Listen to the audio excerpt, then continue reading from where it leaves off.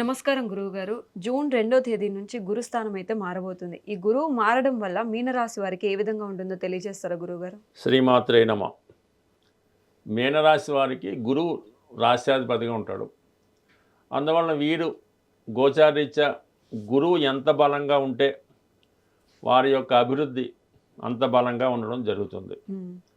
అలాగే గురువు ఈ రాశి వారికి రాశ్యాధిపతి, దశమాధిపతి అంటే కర్మస్థానాధిపతి. వాళ్ళ ఉద్యోగ విషయాలు, వ్యక్తిగత విషయాలు, నడవడిక అంతా కూడా గురువు మీదే ఆధారపడి ఉంటుంది.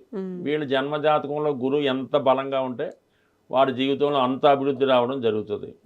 అదే రాహుతో కలిసి గుడిచండాల యోగం ఏర్పడినా, నీతిలో ఉన్న వివిధ స్థానాల్లో వీక్గా ఉన్నప్పుడు వాళ్ళు బలహీనంగానే, డెవలప్మెంట్ పెద్దగా అనిపించదు. అయితే గోచారీత్యా ఇప్పుడు గురువు వీళ్ళకి పంచమ స్థానమైనటువంటి కర్కాటక రాశిలో ఉచ్చస్థితిలోకి రావడం జరిగింది. ఆ కారణం వల్ల వీళ్ళ యొక్క అభివృద్ధి ఆటోమేటిక్గా స్టార్ట్ అవ్వడం జరుగుతూ ఉంది. అంటే ప్రధానంగా ఏమైందంటే గురువు ఇప్పుడు 5వ స్థానంలోకి వచ్చి 9వ దృష్టితో మీనరాశిని చూస్తాడు. అందువల్ల వాళ్ళకి ఆటోమేటిక్గా వాళ్ళలో ఉన్నటువంటి బలహీనతలన్నీ కూడా తగ్గి కొత్త జీవితం ప్రారంభించడానికి అనుకూలత ఏర్పడడం జరుగుతుంది. ఒక విధంగా దైవం యొక్క దృష్టి పడుతుందన్నమాట. అంటే దైవం రూపంలో తండ్రి గారు అవ్వచ్చు, గురువు అవ్వచ్చు, భర్త అవ్వచ్చు, భార్య అవ్వచ్చు, మేమే దృష్టి పెట్టి మిమ్మల్ని మంచిగా మార్చడానికి ప్రయత్నం జరుగుతూ ఉంటుంది. అంటే ఎందుకు ఎంతగా చెప్పాల్సి వస్తుందంటే ఈ రాశి వారికి రాశి అందే శని భగవానుడు ఉన్నాడు. జన్మశని ఏళ్ళనాటి శనిలో జన్మశని నడుస్తుంది. ఈ జన్మశని ప్రభావం వల్ల జాతకుడు ఏ ప్రయత్నం కూడా చేయడానికి ఇష్టపడ్డమాట. ఏ అవకాశం వచ్చినా కూడా దాన్ని ఉపయోగించే ప్రయత్నం అయితే చేయడం, ప్రతిదీ పోస్ట్ పోన్ చేయడం, ఎవడో ఏదో ఉద్యోగం ఇప్పిస్తానంటే ఈ ఉద్యోగం నాకేందుకు ఇచ్చాడు, వాడికి ఏదో స్వార్థం ఉంది అనుకోవడం, ఈ విధంగా చాలా లేజీగా ఏ పని చేయకుండా ఉండడం జరుగుతుంటుంది. ఈ కారణం వల్లే మీనరాశి వారు విద్యార్థులకి చాలా నిరాశ ఎదురవుతుంది, ఉద్యోగస్తులు ఇబ్బంది పడుతున్నారు. ఈ జన్మశని ప్రభావం ఏ విధంగా ఉంటుంది. చిన్న చిన్న ఏదో ఒక బలహీనత జాతకుని ఆశ్రయించి దాని నుంచి బయటపడలేకపోతుంటారు. ఈ మీనరాశి వారికి ఏదన్నా ఒక అలవాటు ఇచ్చిందంటే, అంటే ఇలాంటి ఏదన్నా అనెతికల్గా అలవాటు అయితే మాత్రం దాని నుంచి బయటపడలేకపోతుంటారు. ఈవెన్ టీ కాఫీ అయినా, కూల్ డ్రింక్స్ అయినా ఏదో దానికి అలవాటు పడడం జరుగుతుంటుంది. సో ఆ విధంగా వీళ్ళు ఉండడం జరిగింది. శని రాశి అందే ఉండడం వల్ల ఇప్పుడు ఈ గురువు ఎప్పుడైతే దృష్టి పడిందో వీళ్ళలో మార్పు వచ్చి చిన్న చిన్న బలహీనతలు ఏవైనా ఉంటే వాటి నుంచి బయటపడి కొత్త జీవితం ప్రారంభించడానికి కారణమవుతుంది. అంటే ముందు ఈ గురువు యొక్క ఫలితం మీరు పొందాలంటే మిమ్మల్ని మీరు సంస్కరించుకోవాలి. అయితే పంచమంలో ఉన్నటువంటి గురువు మీకు రాశిని చూస్తున్నాడు, అలాగే 11వ స్థానాన్ని వీక్షిస్తున్నాడు. ఇది ఒక అదృష్టం అన్నమాట. అంటే 11వ స్థానం అంటే మీరు ఏదైతే చేద్దాం అనుకుంటున్నారో, మీరు ఏదైతే కోరికలు ఉన్నాయో అది నెరవేరే అవకాశం ఉంది. అది ఏ రూపంలో నెరవేరుతుంది? మీకన్నా ముందు పుట్టిన అక్కయ్యలో, తమ్ముళ్ళు, అన్నగారులో ఉంటే వాళ్ళు అవ్వచ్చు, స్నేహితులు అవ్వచ్చు, అలాగే మీ వృత్తిపరంగా కూడా డెవలప్మెంట్ అయ్యే అవకాశం ఉంది. కాబట్టి ఇప్పుడు మీరు ప్రయత్నం చేస్తే 100% ఆ ప్రయత్నానికి తగినటువంటి ప్రతిఫలం ఈ సమయంలో దొరికే అవకాశం ఉంది. సో అందువల్ల ఏంటంటే ముందు శని యొక్క బలాన్ని తగ్గించుకుంటే మీకు గురువు యొక్క ఫలితం అందుతుంది. ఇక దాంతోపాటుగా ఏమైందంటే 12వ స్థానంలో రాహు. ఈ 12వ స్థానంలో ఉన్నటువంటి రాహు మిమ్మల్ని అక్రమ మార్గాల వైపు, బలహీనతల వైపు తోస్తూ ఉంటుంది అన్నమాట.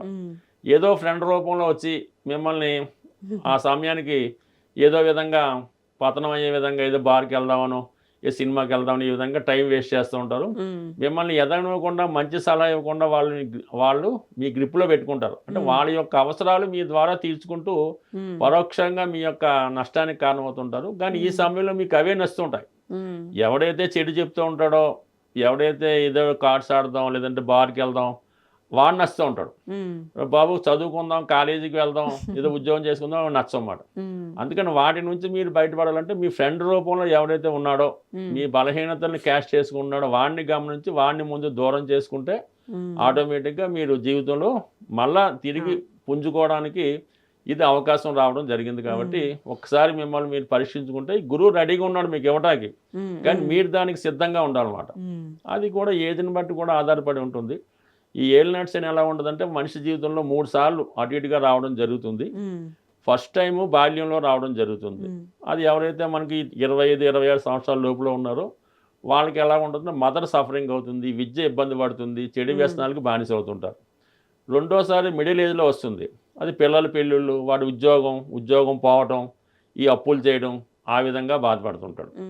థర్డ్ టైం అన్నది ఏంటంటే ఇంచుమించుగా 60 సంవత్సరాలు 70 సంవత్సరాలు వస్తుంది. ఆ టైంలో బెడ్ రెడ్ అవ్వడం, బాధ్యతలు నిర్వహించలేకపోవడం, పిల్లలు పట్టించుకోకపోవడం, ఇవన్నీ ఏజ్ని బట్టి కూడా జరుగుతుంటాయి శని ప్రభావం.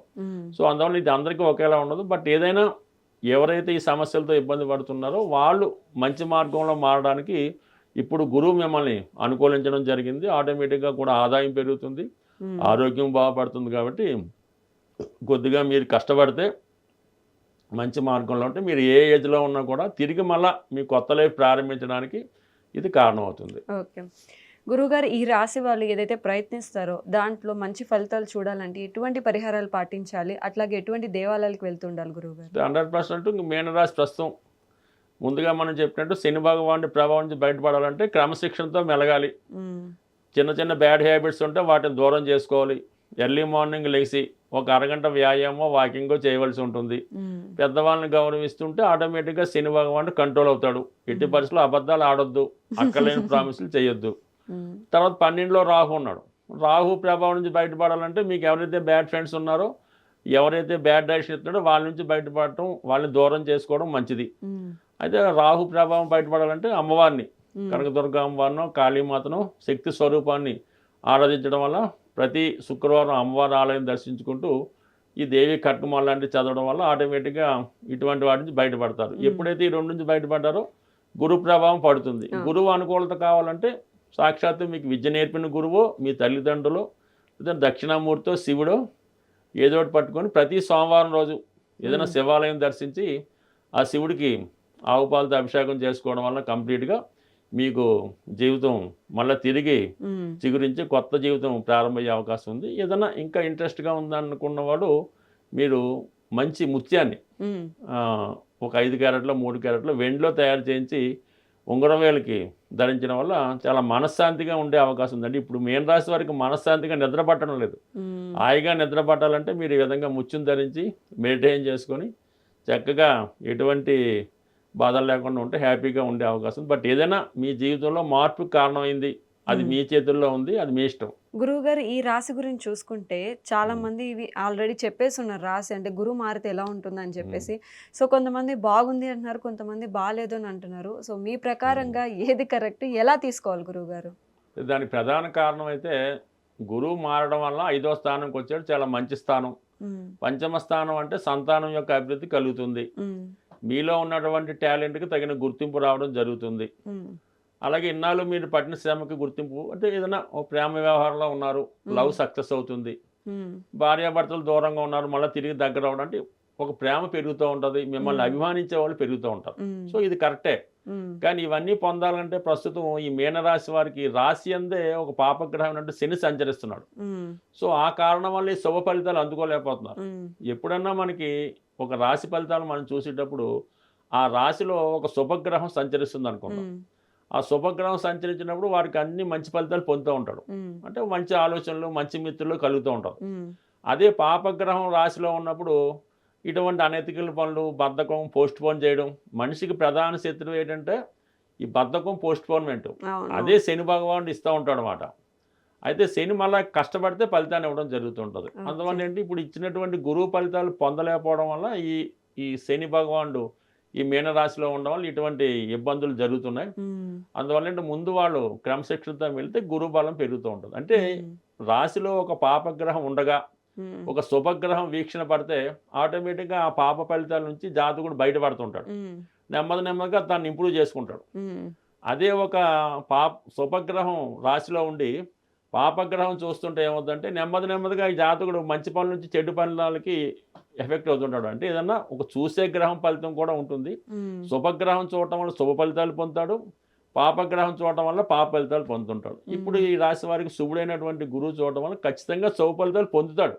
కానీ పొందాలంటే మనం ముందు ఈ పాపగ్రహం యొక్క ఫలితాన్ని తగ్గించుకోవాలంటే శని యొక్క ఫలితం తగ్గించుకోవాలంటే క్రమశిక్షణతో మెలగాలి, అబద్ధాలు ఆడకుండా నిజాయితీగా ఉండాలి.